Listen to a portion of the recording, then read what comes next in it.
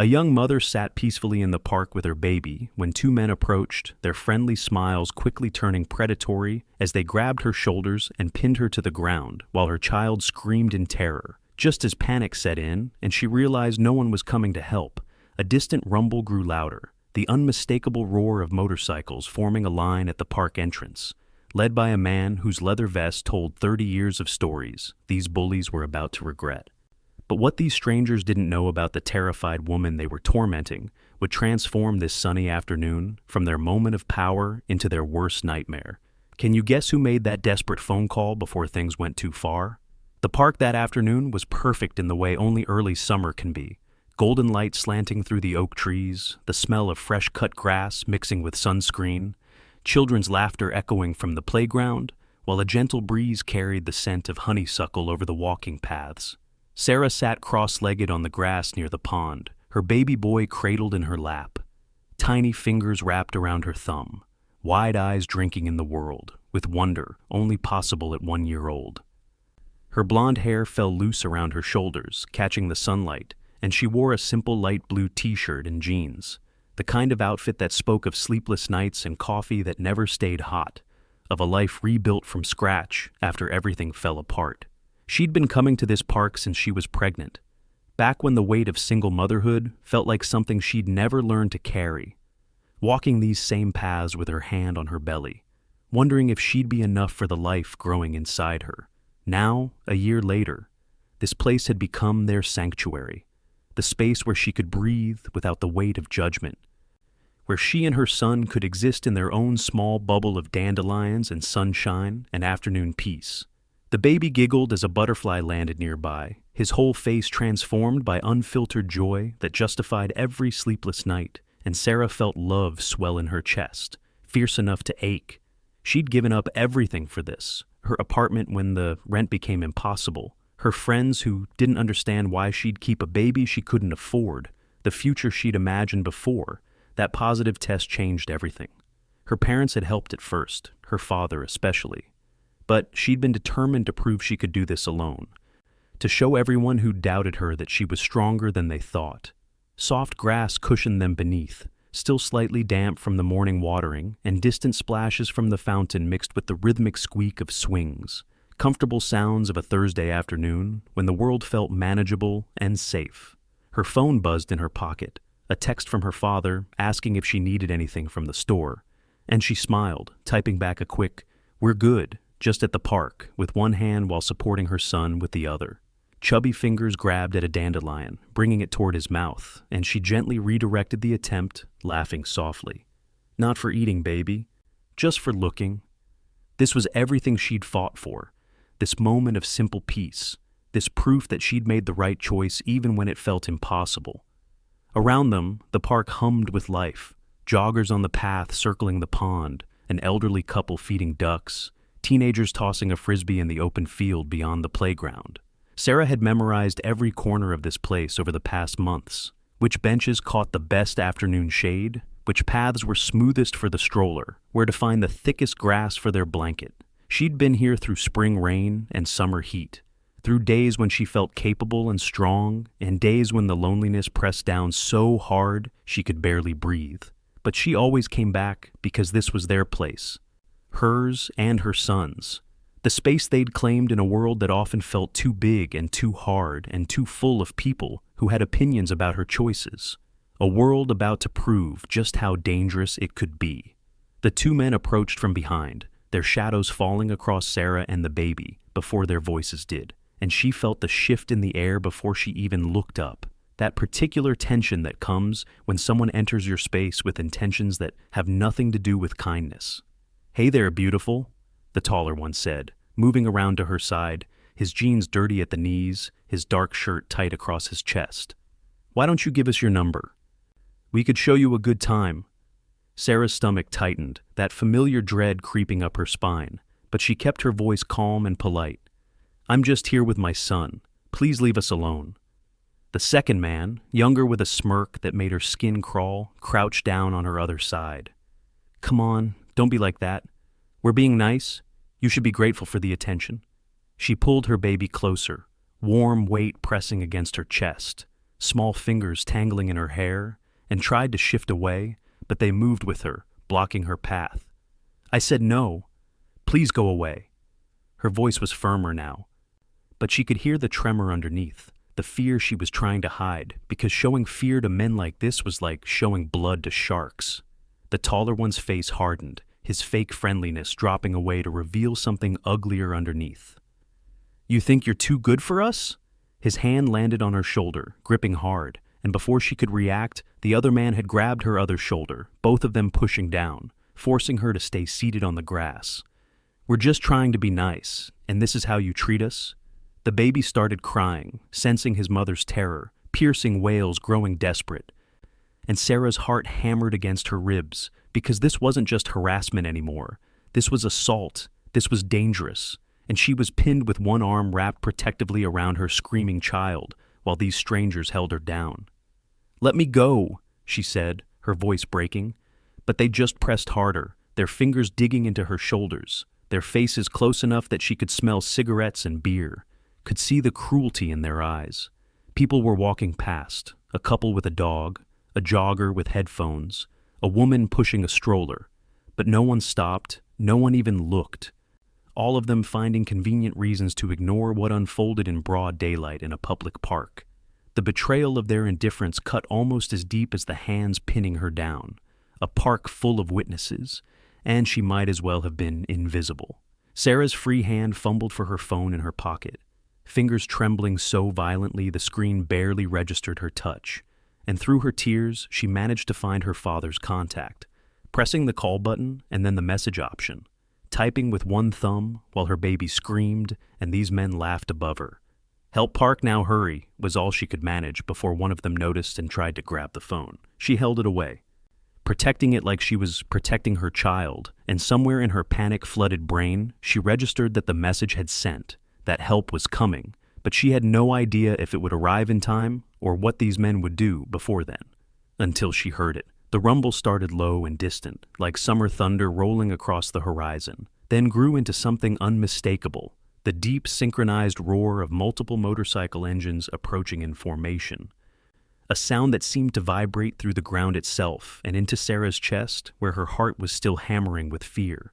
The men's hands loosened on her shoulders, grip faltering as they turned their heads toward the entrance of the park, and through her tears, Sarah saw them coming, like something out of a dream or a movie, a long line of motorcycles rolling through the gates, chrome and leather gleaming in the afternoon sun, 15 riders moving with the coordinated precision of a military convoy, their engines creating a wall of sound that drowned out everything else. The lead rider wore a black leather vest heavy with patches, decades on the road, brotherhood earned, respect commanded, and across his forehead was a red bandana she'd seen 1,000 times before, wiping her tears when she was 5 and scraped her knee, present at every birthday and crisis and moment that mattered. Her father cut his engine and dismounted before the bike even fully stopped, his movements fluid despite his age, and the two men who'd been so bold and cruel just seconds ago suddenly looked small and pale and very aware they'd made a catastrophic miscalculation. Behind him, the other riders formed up in a semicircle. Engines still rumbling, a wall of solidarity and barely contained force. Men and women in leather who'd just ridden 20 miles at a moment's notice because one of their own had called for help, because family meant something absolute in their world, because the captain's daughter was their daughter too. Sarah, her father said, his voice carrying that rough warmth of someone who'd lived 1,000 lives and chosen love over hardness every single time. And just hearing him say her name broke something open in her chest. All the fear and isolation and stubborn independence she'd been carrying for months flooding out at once. The baby was still crying, face red and tear-streaked, and her own tears blurred her vision as her father approached, his presence alone seeming to change the entire atmosphere of the park.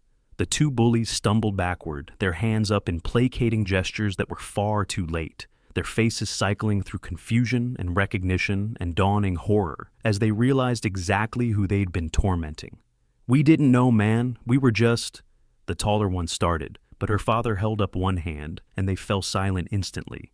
"You didn't know what?" he asked, his voice low and controlled in a way that was more frightening than any shouting could be. You didn't know that assaulting a woman in a park was wrong? You didn't know that putting your hands on someone who said no was a crime? What exactly didn't you know? He knelt beside Sarah, hand gentle on her shoulder, right where their cruel grip had been. And the familiar leather and motor oil scent of him surrounded her, the solid reality of safety arriving after endless minutes of terror. Immediately, tiny hands reached for him, grasping at his vest, and her father took the child with practiced ease, holding his grandson against his chest while crying faded into hiccups. "You hurt my daughter," he said, standing slowly, turning to face the men with his grandson in his arms. "You scared my grandson. You put your hands on them without permission, and you didn't stop when she asked you to." The other riders had dismounted now, forming a tighter circle, and familiar faces surrounded Sarah, Uncle Tommy, her teacher and tire changing, Maria from her baby shower, Big Joe who'd wept holding her son for the first time, all of them standing silent and ready, waiting for her father's word. The two bullies were backing away, their tough guy routine shattered completely, and the taller one was actually crying now, his hands shaking. "Please, we're sorry, we'll leave.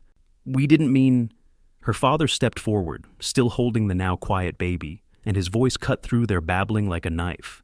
"You have 3 seconds to disappear from this park, and if I ever see you near my daughter or grandson again, if I even hear that you've been in the same neighborhood, we're going to have a very different kind of conversation.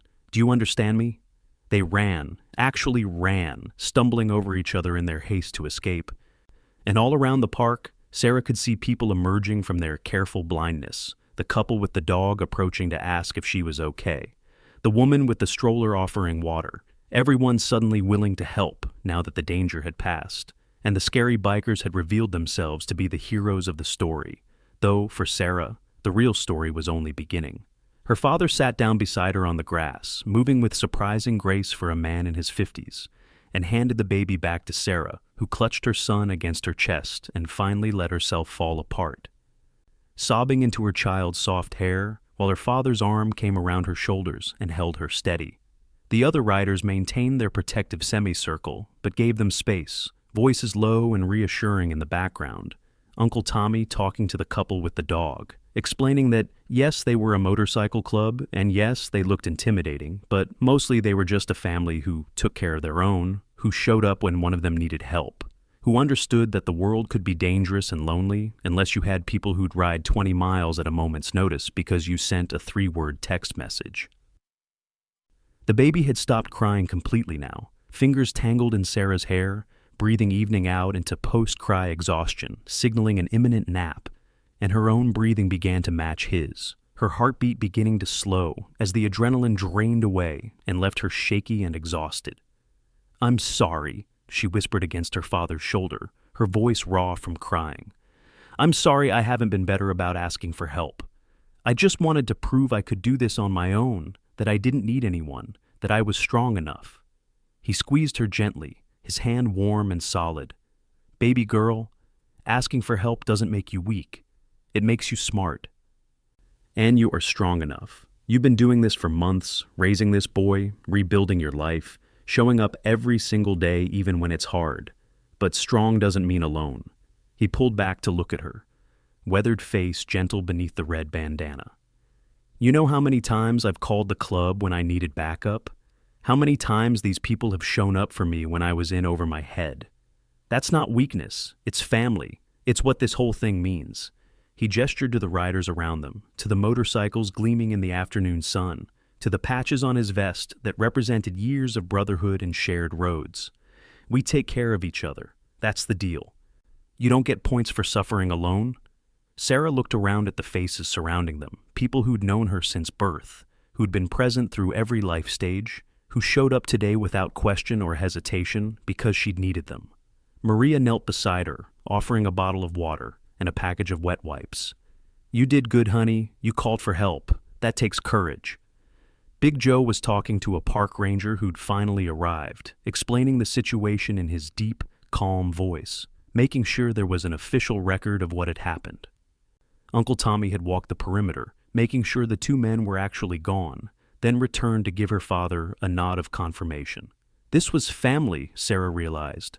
Not the fairy tale kind where you never struggled, but the real kind, showing up for each other, admitting you couldn't do everything alone, strength defined by knowing when to reach out your hand and trust that someone would grab it. The afternoon light had turned golden, casting everything in warm amber, and the park had returned to its peaceful rhythm, children playing, families picnicking, the world moving forward like those terrible minutes had never happened, except they had happened and Sarah had survived them. And more than that, she'd learned something fundamental about what it meant to be part of something bigger than herself.